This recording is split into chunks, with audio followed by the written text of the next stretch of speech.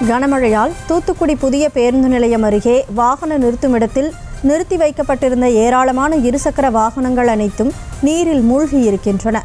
திரும்பிய திசையெங்கும் வெள்ளக்காடாக காட்சியளிப்பதாக களத்திலிருந்து எமது செய்தியாளர் ராஜேஷ் வழங்கிய விவரங்களை தற்போது காணலாம். பேருந்து நிலையம் அருகில் இருக்கக்கூடிய ஒரு வாகன நிறுத்தும் இடத்தில் நாம் இருக்கின்றோம். நாம் நிற்கக்கூடிய இடத்துல முட்டிக்கு மேல் தண்ணீர் நிற்கின்றது. இங்க இருக்கக்கூடிய வாகனங்கள் எல்லாம் நாம் பார்க்கின்றோம் முழுமையாக தண்ணீரிலே மூழ்கி நிற்கின்றது.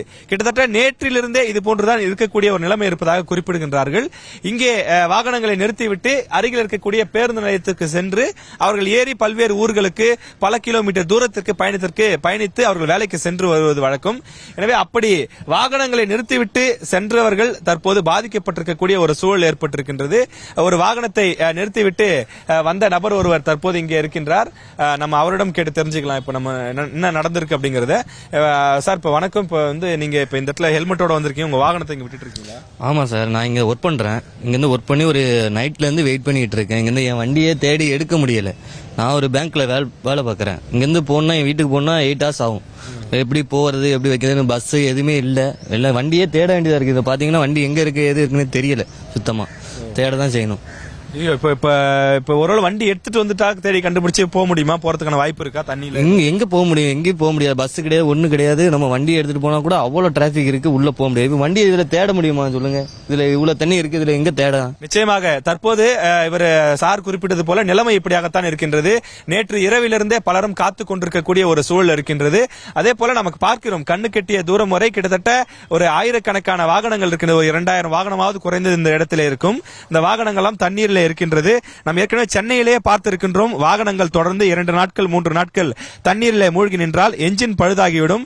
அதன் பிறகு அதனை அருகில் இருக்கக்கூடிய அந்த பழுது பார்ப்பதற்காக மெக்கானிக் ஷெட் கொண்டு சேர்க்க வேண்டிய நிலைதான் ஏற்படும். ஆனால் தூத்துக்குடியை பொறுத்தவரையிலே இன்னும் செவ்வாய்க்கிழமை வரை மழை இருப்பதாக குறிப்பிடுகிறார்கள். இன்னும் தொடர்ந்து மழை பெய்தால் நீரின் மட்டம் அதிகரிக்கும். இதனால் வாகனங்கள் கடுமையாக பாதிக்கப்படக்கூடிய ஒரு சூழல் ஏற்படும்.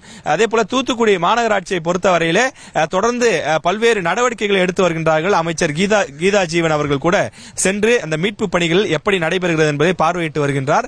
ஆனாலும் கூட இன்னும் போதுமான போக்குவரத்து இல்லை என்பதுதான் மக்களுடைய குற்றச்சாட்டாக இருக்கிறது. அதாவது பேருந்துகள் இருந்தாலும் கூட இங்கிருந்து மற்றொரு இடத்திற்கு செல்ல முடியாத சூழல் இருக்கின்றது. படகு வசதி அதிகமாக தேவை என்று குறிப்பிடுகிறார்கள். ஒரு சில பள்ளிகளிலே ஸ்பெஷல் கிளாஸ் வைத்த காரணத்தினால் மாணவர்கள் பாதிக்கப்பட்டு அங்குமிங்குமாக அவர்கள் இருக்கக்கூடிய ஒரு சூழல் என்பது இருந்து கொண்டிருக்கின்றது. இந்த நிலையில்தான் பேருந்து இல்லாமலும் படகு வசதி வேண்டியும் இருசக்கர வாகனங்கள் கொண்டு வந்தவர்களும் கொண்டு செல்ல முடியாமலும் காத்திருக்கக்கூடிய ஒரு மோசமான சூழ்நிலை இருக்கின்றது. தூத்துக்குடியிலிருந்து தற்போது ஒளிப்பதிவாளர் கருப்பையாவுடன் செய்தியாளர் ராஜேஷ்குமார். செய்திகளை உடனுக்குடனும் துல்லியமாகவும் தெரிந்து கொள்ள சப்ஸ்கிரைப் பண்ணுங்க.